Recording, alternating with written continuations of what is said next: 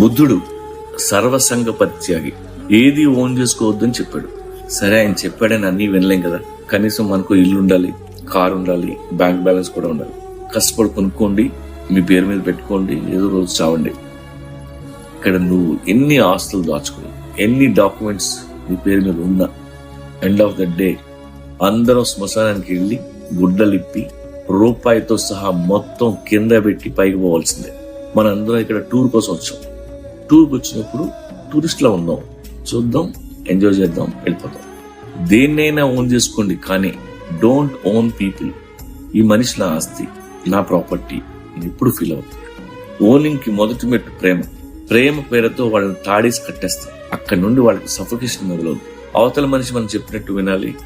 మీది ఇలాంటి ప్రేమ అయితే అసలు దయచేసి ప్రేమించొద్దు.